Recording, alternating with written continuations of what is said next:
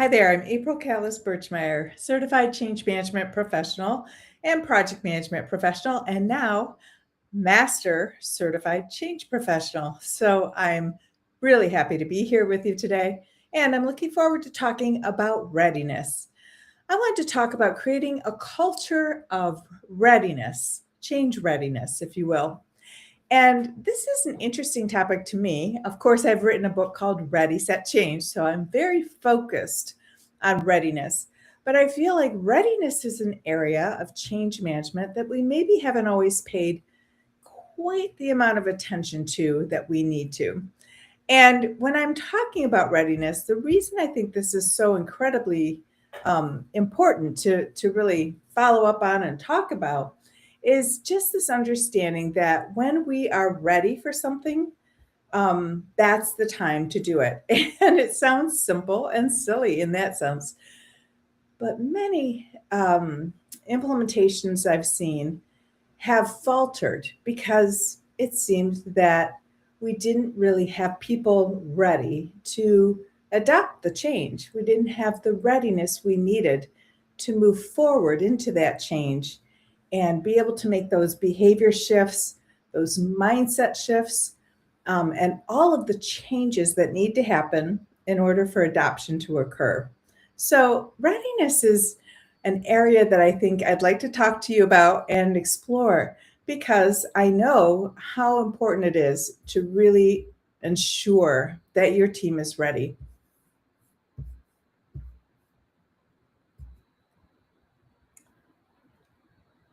Hmm.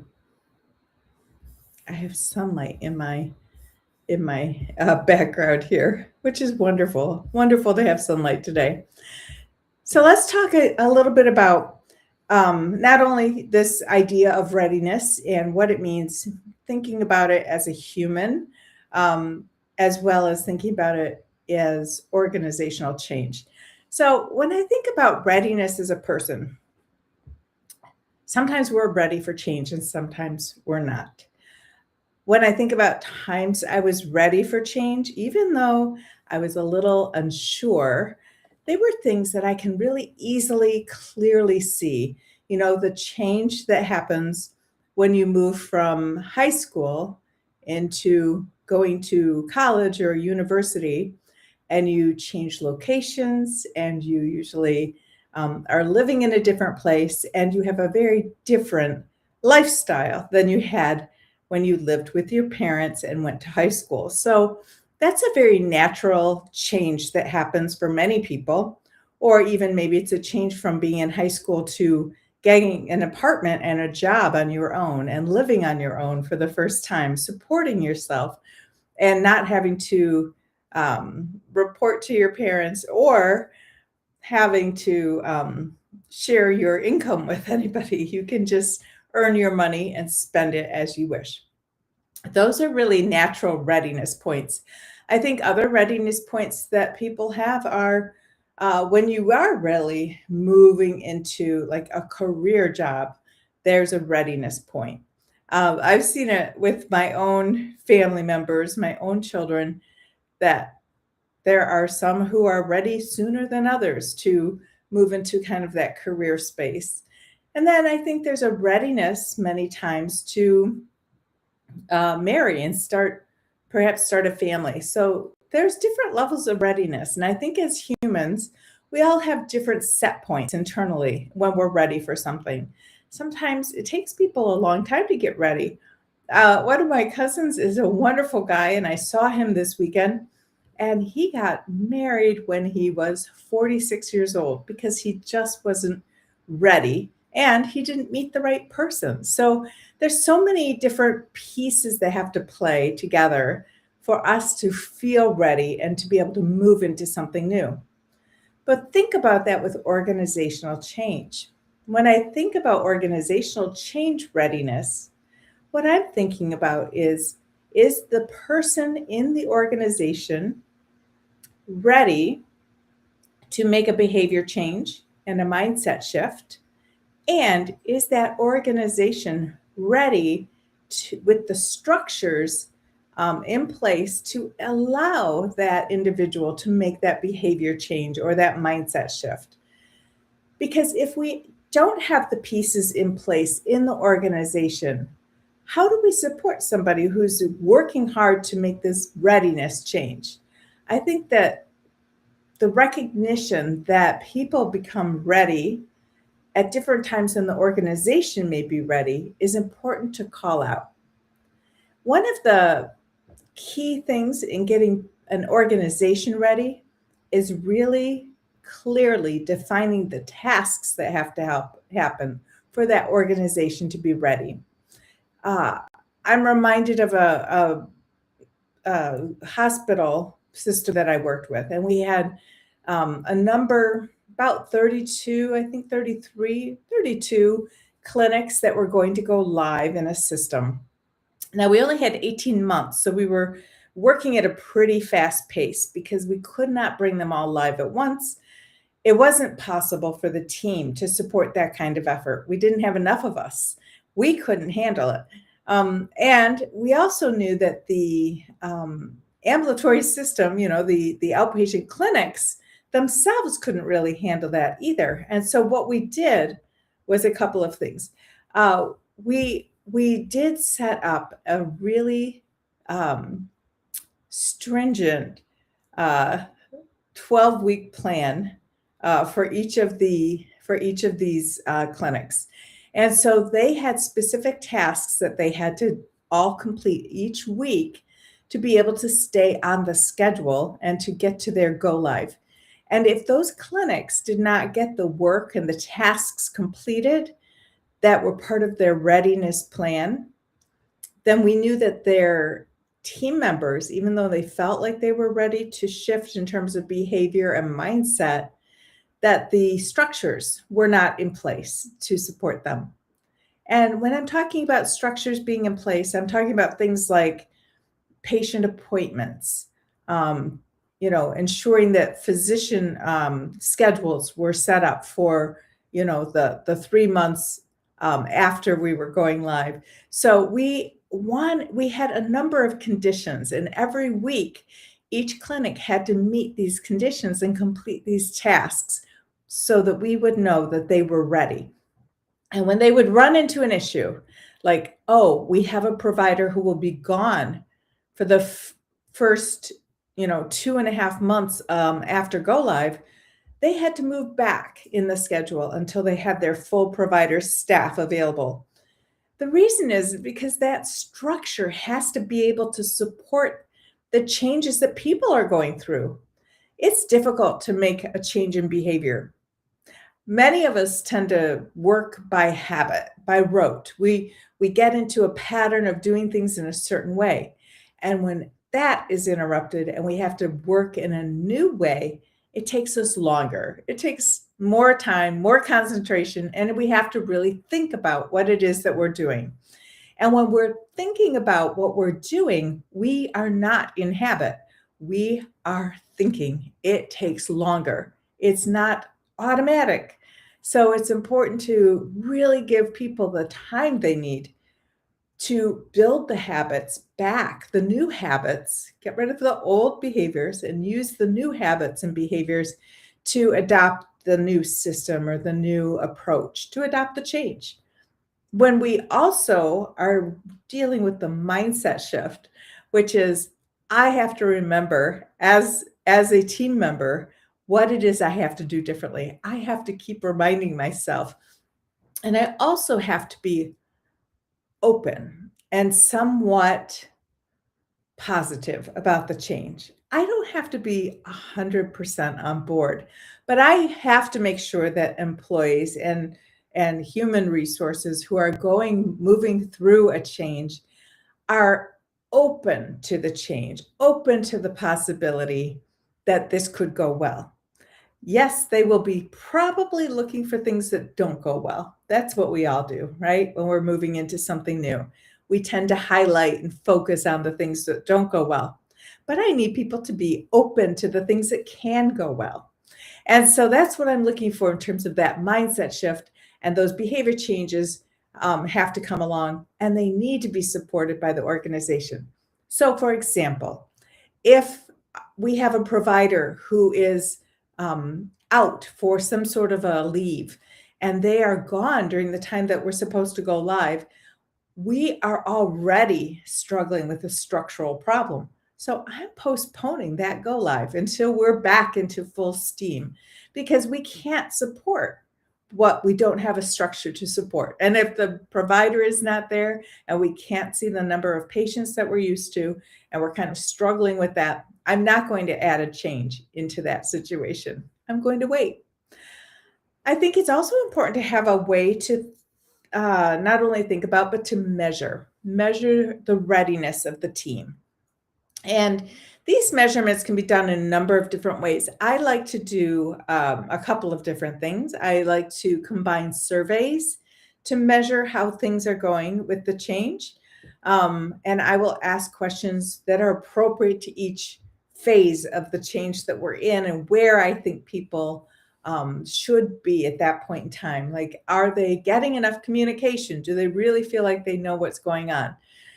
Do they have they had training? Have they learned from their training what their new job will feel like and be like?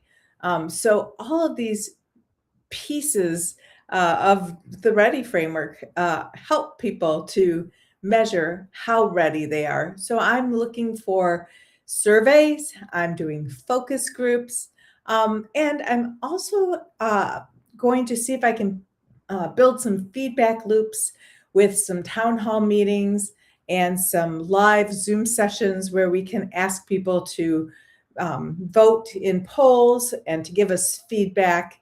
I might even have some opportunities for people to write responses to different prompts to give me a sense of how things are going and how ready the folks who are going through the change are feeling. And so I'm going to want to measure this change over time also. So when I'm thinking about building out readiness, a readiness plan, maybe I don't have multiple locations going live. I have one location going live with one thing. I still am going to be checking in on a regular basis, at least every other week or so, about where people are in terms of that readiness. And I should have something at the very beginning of this change as my baseline. So I want to measure with a survey, with a focus group, with a conversation, and then be able to plot against that baseline and see if we are progressing in terms of mindset shift and in terms of behavior change and in terms of seeing the structural changes in the organization that need to move, like maybe different business process. Perhaps there needs to be new policy written, new forms created, whatever that looks like. I want to see that those pieces are getting completed and that we're almost ready to adopt this change. So we're going to measure that over time. And then I think about how I can really start to prepare the group to have a readiness meeting. So I say before, like about 10 days or so before we go live, we need a readiness meeting. We need a readiness conversation where everybody, every ancillary group, everybody who will be impacted, and I don't mean every individual, but a representative from every area that will be impacted by this change is together. And we are coming together, walking through all of the pieces of the Go Live plan and asking each group if there's anything that they have not completed yet. Are they ready to go live? And this can be a really time consuming, but very, very, very effective way to ensure that everyone is ready to go live. Because when you're walking through and you check that your team has all of their new laptops in place, that they have their new furniture, that they have the new carts that the laptops sit on, and are able to access everything, that we have the pieces in place for the front desk. When we're checking in this readiness, we're going through a list. And even though this isn't like a checklist checkoff, what I'm basically doing is calling out every single group to tell us if there's anything we've missed. Because if we don't take it together at this point in time, we won't have a complete vision of whether or not we're ready. So we need to really spend some time developing this readiness meeting and preparing people to attend, because we have to have full attendance of all representatives who will be impacted by this go live scenario, by whatever we're doing, whether it's a big bang, whether it's staggered.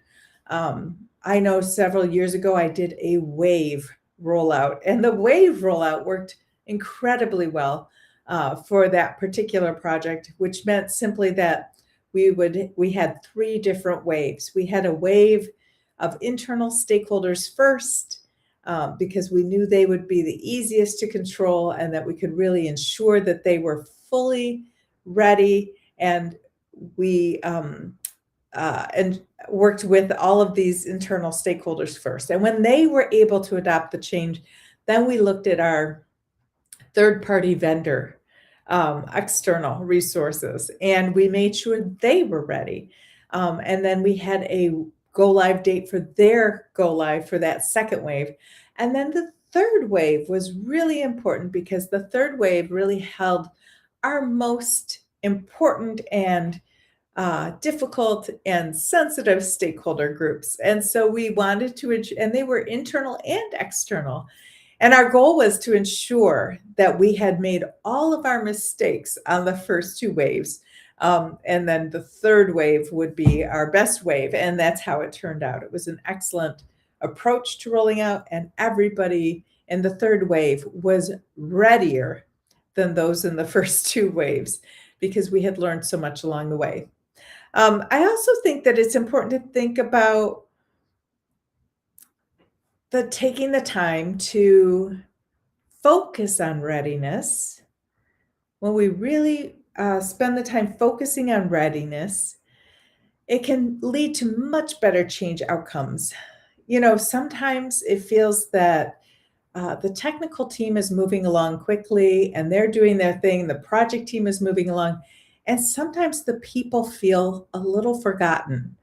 And when it feels like the people are somewhat forgotten, whether it's they don't have enough communication, they haven't had quite enough training, or the technical part of the change has shifted since we trained them. And so now the training that they received no longer matches what is about to be rolled out. When those pieces are kind of wobbly out there, we know change outcomes suffer. We know people suffer. We know we get high turnover when that happens, as we have people who say, I just cannot do this. And so that's not what we're looking for. Our goal is not to get rid of our teammates. Our goal is to ensure that everybody is ready to move through this change. And it does take an effort to make this shift. So we know that ensuring people feel as ready as the technology feels, as ready as the facilities feel, as ready as the software feels, all of those have to be ready. We cannot go with one and not the others. And so we can definitely improve change outcomes when we focus on change readiness, and we ask and we pay attention and we follow up to find out how people feel in terms of their openness and their willingness and their ability to adopt the change, and their ability to change the way that they work, because we've put the pieces in place to support the new way they work. It's a big deal. So what do you do if your organization is not ready, or maybe they're feeling anti-change? Well, I think it's two different questions, honestly. If you have some anti-change energy, and it does exist in many, many organizations, I think you have to begin with the sponsor. You have to say, who's the sponsor of this change? Now, recently I worked with an organization where the sponsor seemed interested in learning how to lead change more effectively. But the CEO did not believe in change management, which is kind of like saying you don't believe in, I don't know, atmosphere or something. And so it was a really difficult conversation because you have the person who's junior, who wants to sponsor the change and really lead the change, having to recognize that their leader does not think change management is helpful. Well, in cases like that, you can do a couple of things. One is you can work exclusively with that sponsor and help them, since they are interested in moving forward. And the other is to recognize that you cannot make everybody understand that change management is essential for organizations to change effectively. And then they may just bump along as they have been for 50 years or so. And that's fine too. I mean, that is a solution. So, when I think about a culture being anti-change, it makes me think of that. But really, I think what we're after is what do we do if an organization does not seem ready? And that again is where leadership has to step in. When we have an organization that's not ready, as a change practitioner, I have to call that out. And it's not fun. And many times, if I am calling that out, I know it's going to probably be at the expense of my role eventually. Maybe not today, but pretty soon. And yet, I think it's critically important to call out when we know an organization is not ready, when we recognize that people don't know what they need to know to adopt the new future state, when we recognize that the leaders have not communicated, that we haven't had any kind of rationale or story or explanation for why this change must happen. When we know that people haven't learned what they're supposed to do differently, the way they're supposed to work differently. And I think also when we know that the question of why do we have to do this is still an open question in the leaders' minds, and they are not bought in. And when all of those things are true, we cannot effectively or successfully manage change. We won't we won't be able to adapt the change effectively. And so that's the real purpose of checking that we're ready, that we know what's coming, and that we know what to do and when to do it. And if you are a change practitioner or a leader or a project management professional or HR professional, and you are interested in learning from me about how to know when what readiness approach to take, how to know when an organization is ready, and how to lead change effectively using a 5-step framework, please join my cohort that's coming up on February 23rd. We are doing the Ready, Set, Change Accelerated Training and Exam Prep cohort. And this is our live online cohort. We meet Mondays and Thursdays from 4 to 6 p.m. For 3 weeks, and then an extra Monday in there just for good luck. And we have had tremendous success with helping people to not only understand how to lead change and to be effective and to ensure that the organization and the individuals in the organization are ready to adapt the change.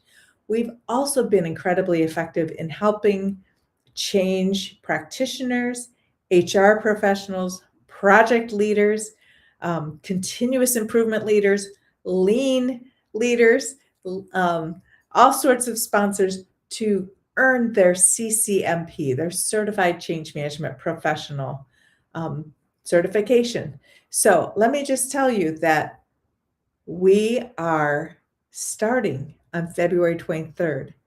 We have a cohort that will last for 3 weeks, and you will be prepared to not only lead change, but to take and pass your CCMP exam. So I wanted to let you know about how excited I am to help people learn how to really push change readiness through an organization, how to measure it, how to ensure that it happens, and then how to make sure that the organization and the individuals are all ready to go to achieve success and full change adoption. So, look forward to having you join our cohort on February 23rd. And if you have any questions, please email me, april@springboard-consult.com, or text me on LinkedIn. I'd love to connect with you, and I look forward to hopefully helping you lead change effectively. Thanks.